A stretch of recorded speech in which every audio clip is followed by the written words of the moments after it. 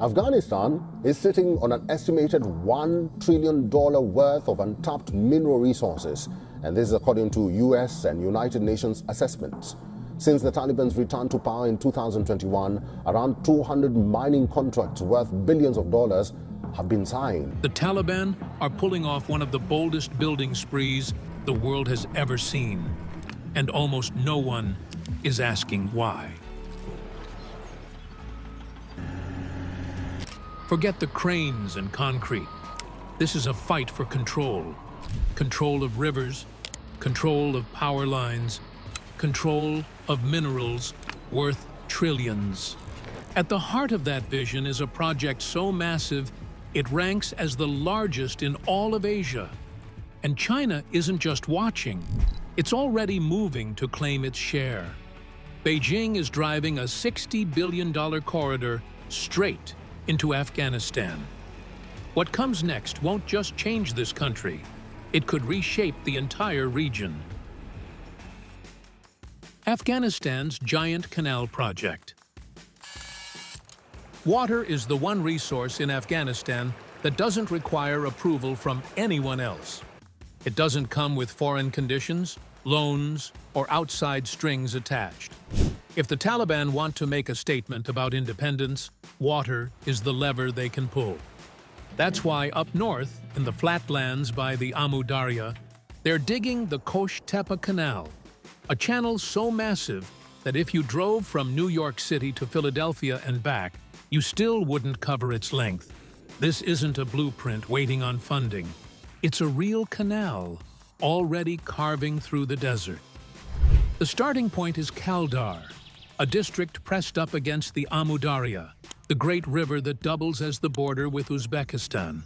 From there, the canal cuts west, mile after mile, into dry ground that has never seen steady irrigation. On paper, the numbers are jaw-dropping: 177 miles long, about 330 to 350 feet wide, and nearly 30 feet deep. That's not a trench, it's a man-made river. The promise is even bigger. With water running through it, more than 1.3 million acres of desert could be turned into farmland. Imagine wheat fields swaying where dunes once stretched, melons filling village stalls, and animal feed grown close to home instead of hauled across borders. For a country where food insecurity shapes nearly every political decision, that dream hits close to the bone. What makes the Kosh Tepa Canal even more startling is the speed. Phase 1 opened in October of 2023. Just over a year later, in December of 2024, officials were already saying the second phase was 90% done. Local reporters described an army of workers and machines spread across the project. 4,000 to 6,000 laborers, more than 2,600 excavators, bulldozers, and trucks, all running day and night. The Taliban's state-owned National Development Corporation is in charge, and every statement they make hits the same note. No foreign loans, no outside money. This is ours. We're building it with our own hands. So what does the price tag look like? Since late 2022, one number has stuck: about $684 million. That's the estimate for building the main canal and all the works tied to it. But whether that cost stays the same is anyone's guess. The project isn't following a fixed calendar. It's moving as fast as money and machines allow. Officials sometimes say late 2020s for completion, but on the ground it's clearly about momentum, not deadlines. However you frame it, this is the biggest earth-moving job Afghanistan has tried in decades. And that scale brings up the question everyone asks: how much water will it actually take? The Amu Darya River isn't a simple faucet you can just turn on. Its flow swells in spring when the mountain snows melt and shrinks in late summer when drought hits. Even so, studies have put numbers to it. A US-backed survey and later reviews suggested the Kosh Tepa Canal could grab anywhere from 8% to 20% of the river's yearly flow. That's not small. It's the kind of slice that can shift entire regions. And here's the twist. That same water is what Uzbekistan and Turkmenistan depend on to grow their cotton and grain. It's also the water that once fed the Aral Sea before decades of diversion turned it into a salty desert. So the neighbors are nervous. Downstream, even a 15% drop in water at the wrong time can mean losing an entire harvest. Building a canal is one thing, shuffling water across borders is another. And then there's the desert itself. Moving water through sand is like pouring it through a sieve. Unlined canals leak. Engineers call it seepage. On top of that, hot, dry air pulls water away through evaporation. In northern Afghanistan, unlined dirt canals can lose anywhere from 20 to 50% of their flow before reaching a single crop. The fix is lining the Kosh Tepa Canal with stone, concrete, or plastic sheeting, but that slows the build and drives up costs. Satellite images from late 2023 already showed a giant pool forming beside one stretch of the canal. Afghan engineers said it was on purpose, a way to recharge groundwater. Critics said it was proof of weak banks and leaks. Either way, the physics are simple. If you dig fast through sand, you'll battle seepage, erosion, and sudden breaks unless you reinforce. If the Taliban manage it, the payoff inside Afghanistan is obvious. The canal runs through northern provinces like Balch, Jawzjan, and Faryab, places with flat farmland and decent soil, but never enough water. With irrigation, wheat is the first big winner. It grows in cooler months, fills bellies, and cuts down on imports. Once wheat is steady, orchards and animal fodder can follow. The Taliban's message to its people is simple. Grow your own food, depend less on foreign grain, and give young men work in the fields so they don't have to leave the country or pick up a gun. The timing matters even more because of the opium ban in 2022. Whole areas that once grew poppy have already shifted to wheat and other legal crops. Aid agencies warned in 2023 and 2024 that farmers need reliable water and better seeds if they're going to survive that change. The canal, if it works, could fill that gap. But there's a snag. Afghanistan doesn't have a legal share of the Amu Darya. Back in the Soviet years, Moscow set quotas for its republics.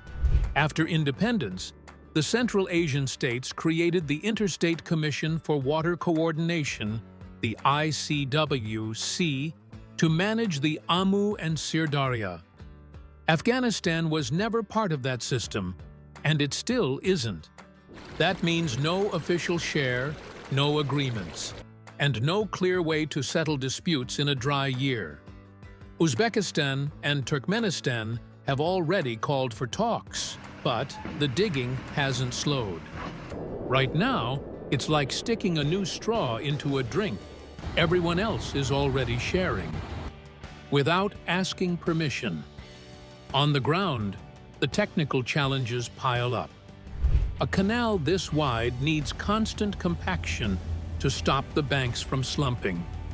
Leave it unlined, and you accept that maybe half the water could vanish into the ground. Line it, and efficiency can jump above 90%.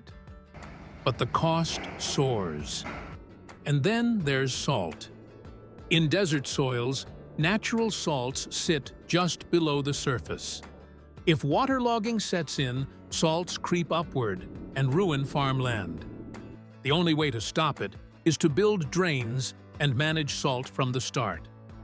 These aren't exotic tricks. They're standard irrigation basics. What's different here is the scale, the speed, and the political weight pressing every decision. And the canal isn't the whole story. Controlling water also means storing it. That's where dams come in, and one in particular, Bakshabad in Farah province, has drawn attention. If completed, it would rise about 266 feet and hold more than 1 million acre-feet of water. To picture that, imagine 1 million acres of land covered in water 1 foot deep. The dam would also spin a small hydropower unit producing around 30 megawatts. For Farah's dry plains, that means water for tens of thousands of acres and steady power for pumps, cold storage, and small factories. But Bakshabad is not a new idea. It has been promised and stalled for years. In 2024, Taliban officials said work was moving again, with new roads being carved and cofferdams rising. The problem is geography. The Farah Rud, the river feeding the dam, flows into the Helmand system, which eventually crosses into Iran's Sistan Basin and the fragile Hamoun wetlands. That pulls Iran straight into the fight. The only treaty on record is from 1973, giving Iran about 665,000 acre-feet of water each year, plus a goodwill allowance. Since then, droughts, new Afghan projects, and political shifts have kept tensions alive. Every dam on the Helmand, whether Kamal Khan in the south or now Bakshabad, becomes part of that dispute. Downstream, Iranian farmers and fishers point to shrinking wetlands and choking dust storms and blame Afghanistan's upstream works. For the Taliban, though, Bakshabad isn't just a dam, it's leverage in negotiations. And once the water is flowing, another question looms. Where will people live and work when new farmland comes alive? What happens when villages sprout into towns? When markets, schools, and clinics follow the green fields? Inside Kabul's new city project. Imagine standing on the edge of Kabul, looking out across a dry plateau. Now picture that land transformed into a new city, almost 1.5 times larger than Kabul itself. This isn't just a dream sketch on paper. It's Kabul New City, a massive urban project meant to ease the pressure on the overcrowded capital. On maps, its footprint stretches across more than 270 square miles. The spot is sitting on the Desabs and Barakab plateaus just northeast of Kabul, wedged between the city's airport and the old air base at Bagram. What makes it striking is how carefully it was laid out. A master plan drafted with Japanese support and signed off by Afghanistan's cabinet back in 2009. But a city is never real until the first bricks are laid. That's why Phase 1 is where the story truly begins. After years of stalls and stops, the Taliban restarted construction in August of 2023, handing a contract for Section B to Kawar Construction Company, a local firm already known for its Greentown development nearby. This opening parcel covers more than 600 acres, and it's not only about apartment blocks. It includes the lifelines of any working neighborhood: paved roads, drainage systems, sewers, power, water, schools, clinics, and small parks. The idea is to make sure families who move in don't feel stranded in an empty shell. The goals they announced were bold. The first phase promises 6,600 homes designed to house about 40,000 people. If you zoom out from that single block, the ministry has mapped out more than 200 planned sections just for Phase 1. In December 2024, they launched what they called Golden City, a massive package covering over 900 acres in one stretch and more than 500 in another.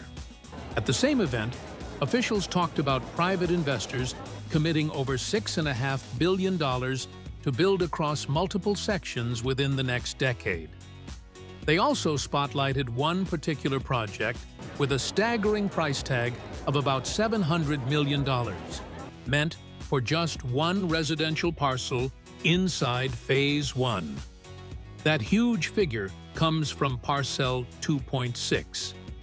In December 2024, Deputy Prime Minister Abdul Salam Hanafi stood at the launch ceremony and called it one of the country's largest single housing contracts. The developer, trading under the name Golden Township, promised thousands of homes and new jobs tied to the build.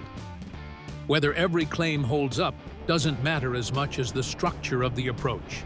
Break the vast city into saleable chunks, invite private Afghan developers to buy into a piece, and back them up with permits and services.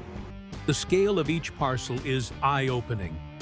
One design brief for a nearby tract called Parcel 2 sketched out more than 3,000 acres of mixed housing, apartments, shops, and small industries. That alone could fit at least 12,000 homes. The guiding principle is clear. Every parcel should function like a self-contained neighborhood. That way, families don't need to trek back into old Kabul every time they need groceries or a doctor's visit. The driving force behind this whole project is an obvious one.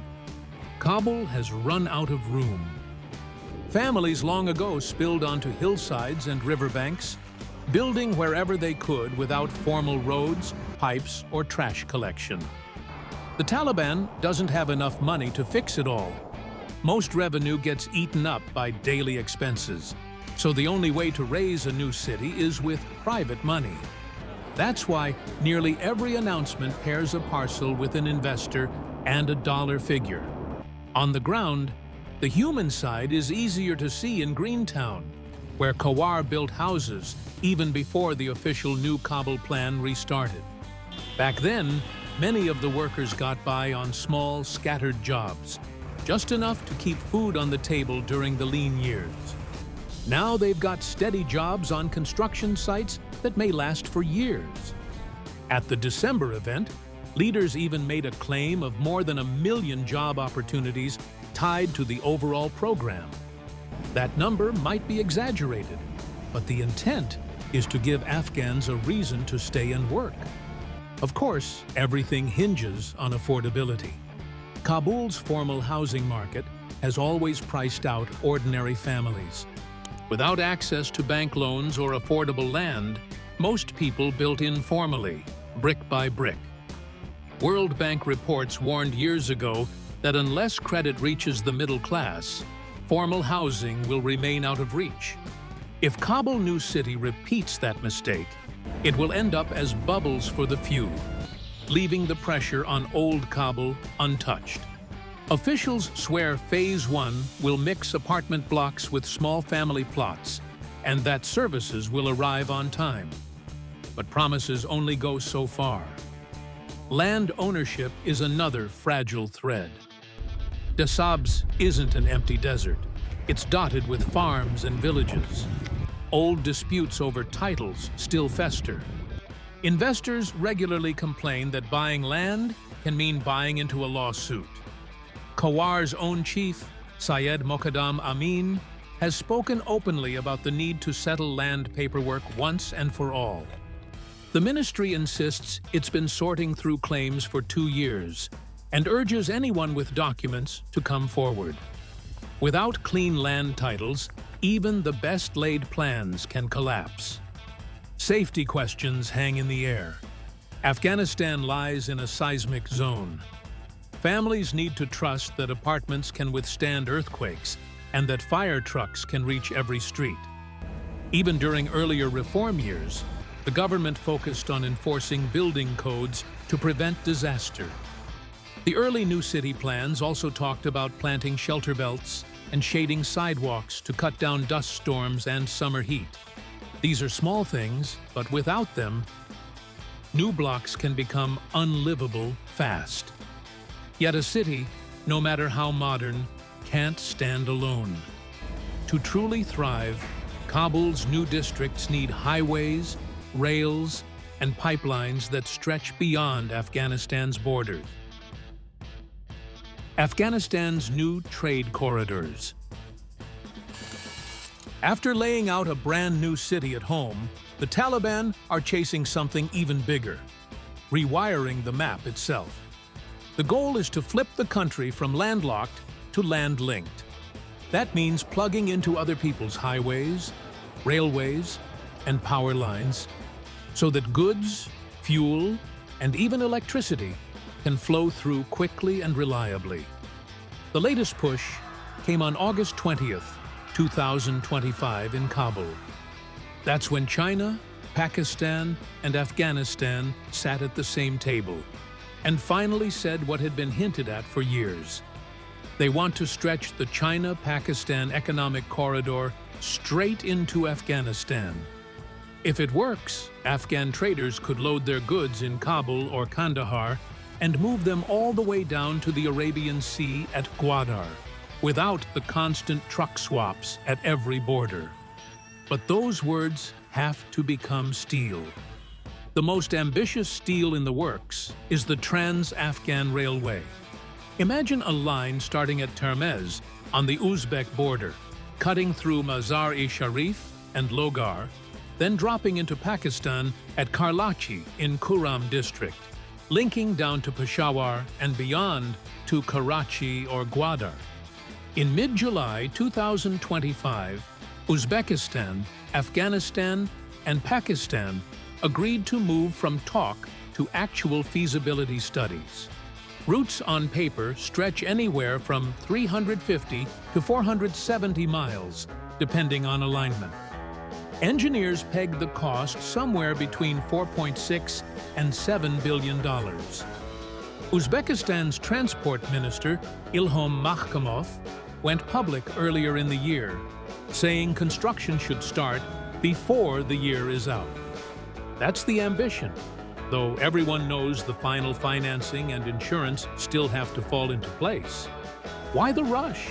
Because time is money, and right now, trucks eat up way too much of it. Moving freight from Termez down to Karachi can take more than a month by road.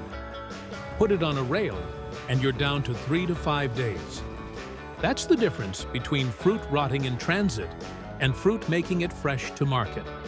Regional planners pitch it as starting with a few million tons of cargo, building up to 15 or even 20 million tons per year once the line is humming. The real headache isn't mountains, it's track gauge. Track gauge is just the distance between the two rails, and different countries use different sizes. Uzbekistan uses what's called the Russian style, about 4 feet 11 and 3/4 inches wide. Pakistan uses a broader style, about 5 feet 6 inches wide. Afghanistan has to decide which size to follow and then figure out how to handle the break where the two systems meet. Most planners lean toward using Uzbekistan's track width because it matches the rail spur already running from Hairatan to Mazar. That way, trains can run straight through without swapping. On the Pakistan side, the fix would be a special yard near Peshawar with dual-gauge tracks, rails built to handle both sizes, or transfer points at the border where cargo gets shifted between trains. None of this is impossible, but it does come with a heavy price tag. While that eastern line takes the headlines, there's also a western link already alive, the Kaf Herat Railway into Iran. It doesn't make global news, but it's quietly carrying freight. In mid-2023, a test run rolled 655 tons of cargo over the line, proving trains could move from Afghanistan into Iran's big network. Because Iran uses standard gauge, the same as Turkey and Europe, this link plugs Afghanistan into a path that leads all the way west. That means another outlet to the sea through ports like Bandar Abbas and even a land bridge into Turkey. For Afghan traders, it's a real plan B when a border elsewhere slams shut. And trade is only half the picture. The other half is energy, pipes and wires, not trucks and trains. The gas story is the TAPI pipeline. Turkmenistan, Afghanistan, Pakistan, India. This monster would stretch more than 1,100 miles, with about 500 of those inside Afghanistan. It promises to carry more than 1 trillion cubic feet of gas every year. Afghanistan's share isn't the gas itself, but the transit fees. The Taliban talk about up to $500 million annually. In September 2024, Turkmen and Afghan leaders even held a border ceremony, complete with speeches, cameras, and a public holiday in Herat. But ribbon cuttings don't mean pipe in the ground. Right now, much of what exists are surveys, early site works, and a lot of financial paperwork still to come. Analysts point out that the stacks of pipe shown at the ceremony were hauled back into Turkmenistan after the event. That doesn't kill the project, but it shows how far there is to go. This isn't a new dream. Tepe has been drawn on maps since the 1990s. Wars, politics, and costs kept pushing it back. Even today, the same hurdles remain: money, 4 governments signing binding guarantees, and the security needed for insurers to take on the risk. Throw in the fact that India and Pakistan rarely see eye to eye, and you see why banks are cautious. That's why when you hear figures like $10 billion for the whole thing, it's still more of an aspiration than a locked-in contract. Electricity has a different story. Here, progress is real. In February 2024, the World Bank agreed to restart Afghanistan's part of Qasa 1000. That's the giant power line meant to carry summer season hydroelectricity from Kyrgyzstan and Tajikistan down through Afghanistan into Pakistan. The clever part is how the money is handled, ring-fenced. In other words, the payments and revenues never touch Afghan government accounts. They go through outside agents and escrow systems, with invoices checked by international monitors. That setup sidesteps politics and sanctions while keeping the build alive. Why does it matter? Because without Afghanistan's link, $1 billion worth of towers in Kyrgyzstan, Tajikistan, and Pakistan are stranded. With it, the line finally closes the loop. Once running, Afghanistan gets access to about 300 megawatts of power in the summer, enough to keep more factories, shops, and homes running when demand peaks. The bigger line can carry up to about 1,300 megawatts of electricity south, but Afghanistan gets its own tap built right into the design. Trade corridors only matter if they carry something worth fighting for. Afghanistan has that buried beneath its soil, and every route to reach it must still pass through one of the most dangerous mountain crossings in the world. Afghanistan's mineral wealth lifeline. The Taliban keep repeating the same pitch. The country can build more roads, more tunnels, more bridges, if it can turn the minerals buried under its soil into steady money. The idea sounds simple: dig it, tax it, and use that money to lay down concrete and asphalt. But there's a catch. That entire dream rests on one narrow lifeline: the Salang Pass. It's a single high-altitude crossing in the Hindu Kush, with a tunnel just over 1.5 miles long, sitting nearly 11,000 feet high. When that mountain link is open, the country's north and south stay connected. When it's closed, everything grinds to a halt. To see why this matters, you first have to look at what's actually in the ground. Back in the late 2000s and early 2010s, teams of U.S. scientists working with Afghan geologists mapped out what looked like a treasure chest under Afghanistan's soil. One site in Helmand province jumped out: the Kaneshin carbonatite. Scientists estimated it could hold at least 1 million metric tons of rare earth elements, about 1.1 million U.S. tons. These are the metals that go into things like motors and magnets. Across southern Afghanistan, the total potential could be even bigger. It isn't cash yet, But it's a real start for a country desperate to sell more than just coal and fruit. Then there's lithium, the word that pops up again and again. More than a decade ago, surveys flagged lake beds and clays in central Afghanistan, especially in Ghazni province. If the brines and clays had the levels scientists suspected, Afghanistan could hold the same battery metal that powers phones, laptops, and electric cars. But here's the catch. Early surveys only showed potential. To get to proven, you need drilling, test pits, and confirmation.